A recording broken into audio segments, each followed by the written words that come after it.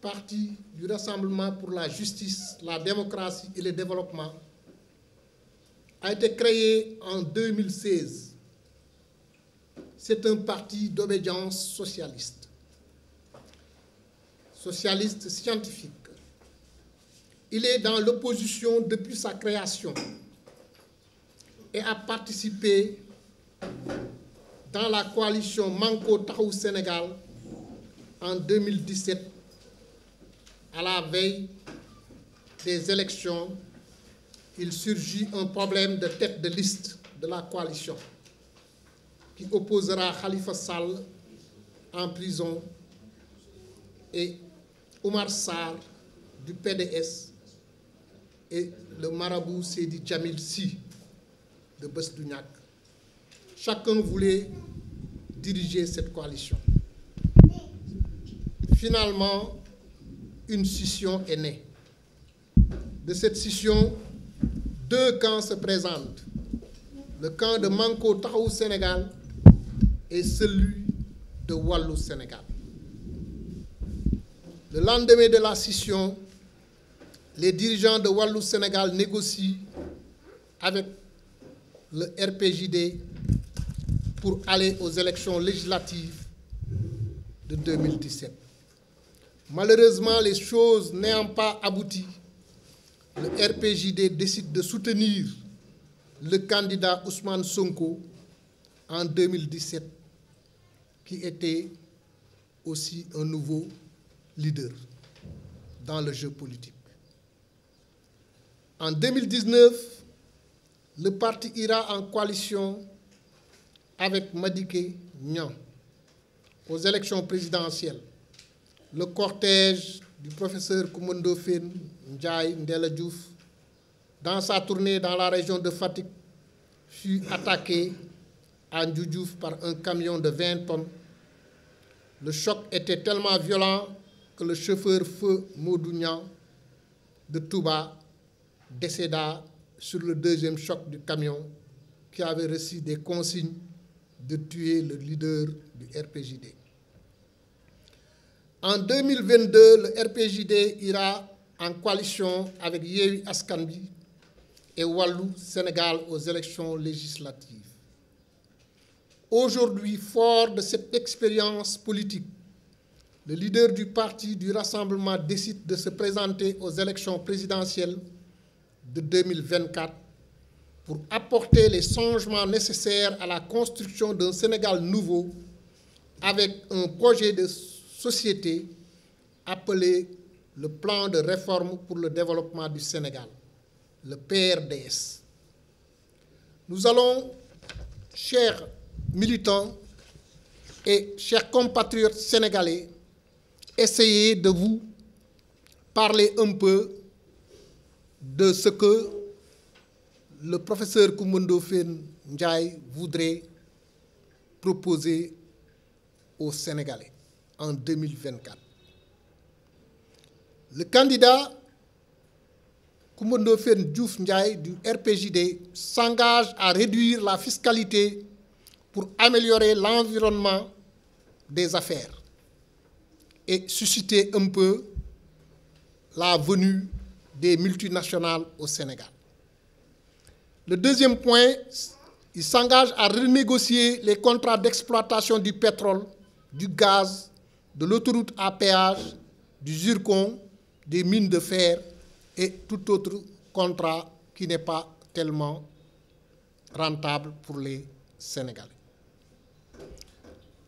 Il envisage également la baisse des denrées de première nécessité à hauteur de 50% par une subvention de l'État avec les retombées des contrats renégociés. Nous allons également construire, à l'issue de tout ça, de 2024, des logements sociaux à Dakar et dans toutes les régions dont les coûts seront estimés entre 5 millions et 15 millions pour aider les Sénégalais qui sont dans le besoin à acquérir un toit. Et ces logements seront soldés à l'issue de 10 ans de location et les occupants seront propriétaires des 10 logements.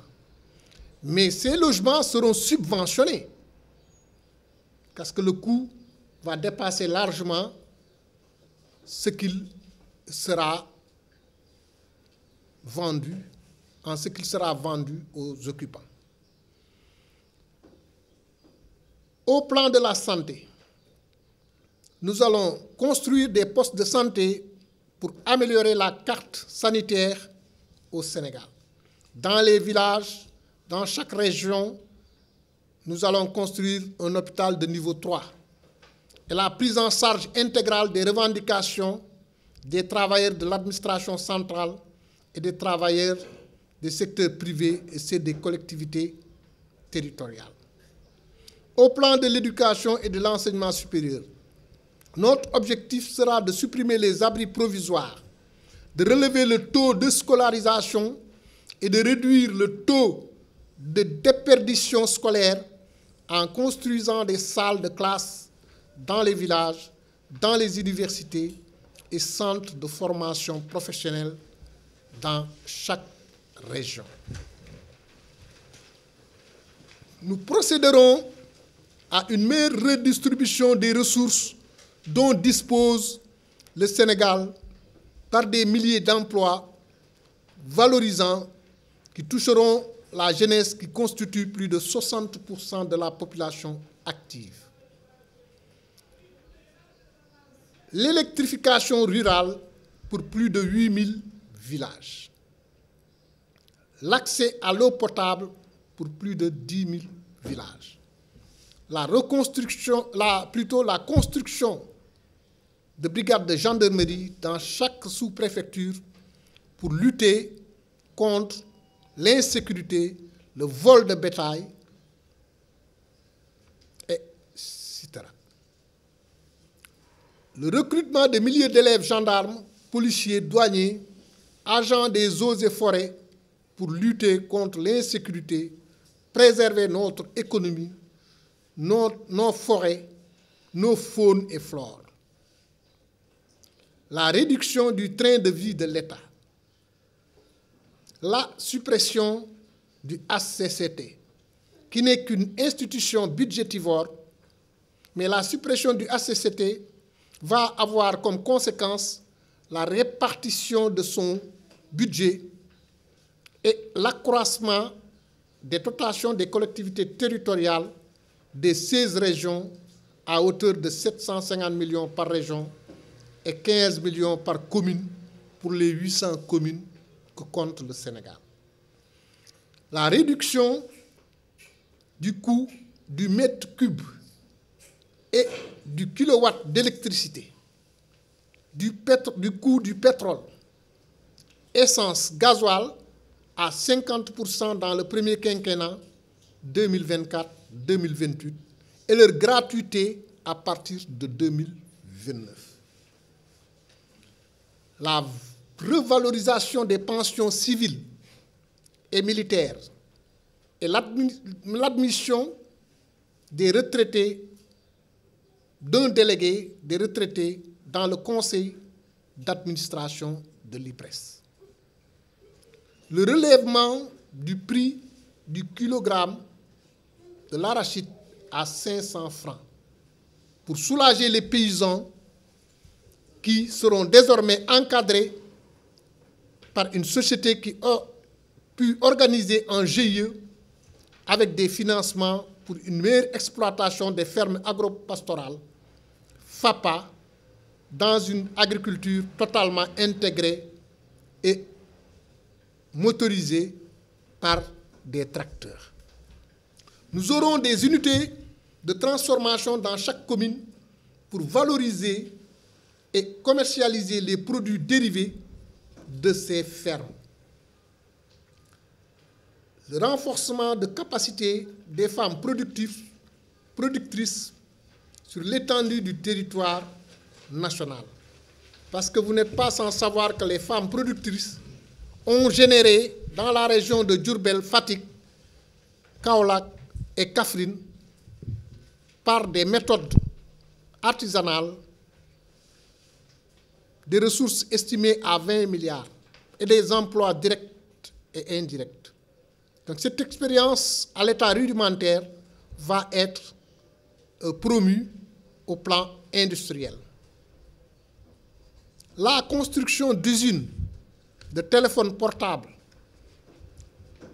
d'ordinateurs, de montage de véhicules, d'usines de textiles également pour valoriser le coton qui est cultivé dans la zone de Tambacounda, Vélingara, Kahone et Saloum, avec des transferts de technologie. Donc, ces usines seront également construites à Ziguinchor, Tambacounda, Fatick, Saint-Louis et Touba Mbacké pour créer des emplois directs et indirects. Nous allons remettre en marche le train Dakar-Bamako, mais aussi l'autoroute Dakar-Bamako et Dakar-Conakry, car nous voulons développer le commerce intra-africain et l'exportation de nos produits sur le marché international pour inverser la situation de la géoéconomique mondiale où l'Afrique ne représente que 1% du commerce mondial, derrière la triade 20% l'Union européenne, 15% l'Amérique du Nord, 11,8% le Japon, soit 4/5 du commerce mondial. Les pays de l'Asie du Sud-Est et la Chine, l'Indonésie et l'Inde, qui enregistrent une montée importante de leur croissance des exportations. Cette situation reflète toujours le développement de la zone de l'Asie du Sud-Est.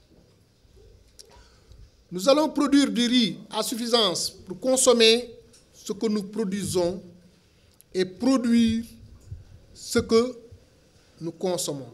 Car le Sénégal est déficitaire, la balance commerciale est déficitaire depuis 1960.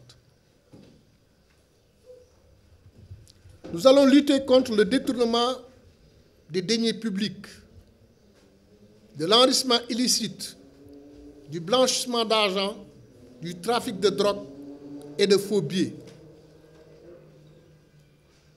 Au plan de la diplomatie, nous allons pacifier nos relations avec nos voisins afin de mieux développer les échanges.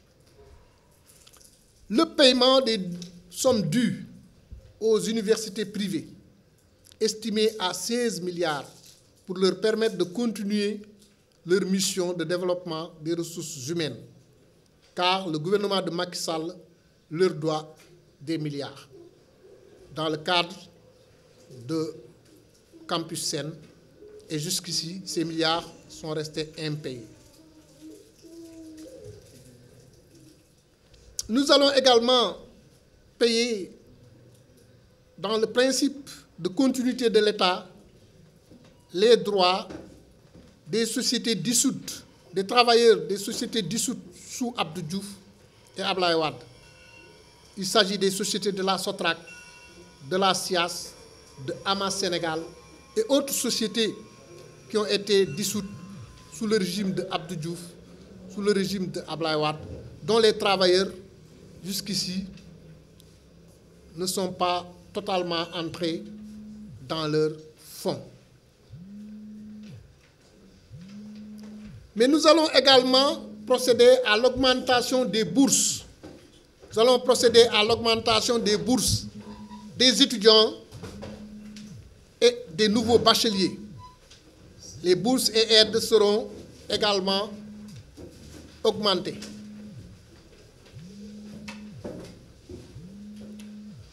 Et continuer le partenariat avec les universités privées, car nous nous sommes rendus compte que les universités publiques ne peuvent pas totalement contenir tous les étudiants. Nous nous engageons à terminer tous les chantiers de Macky Sall qui ne seront pas achevés avant 2024. À cela, nous ajoutons, nous invitons le président Macky Sall à respecter la Constitution du Sénégal qui dit que nul ne peut faire plus de 2 mandats consécutifs et disons non au 3e mandat. Nous remercions les Sénégalais et Sénégalaises qui nous écoutent et ou qui nous lisent et sollicitons les prières des chefs religieux et le soutien des Sénégalais dans leur ensemble et ceux de la diaspora. Pour lutter contre la pauvreté, une bourse sera attribuée aux Sénégalais sans domicile et ceux vulnérables.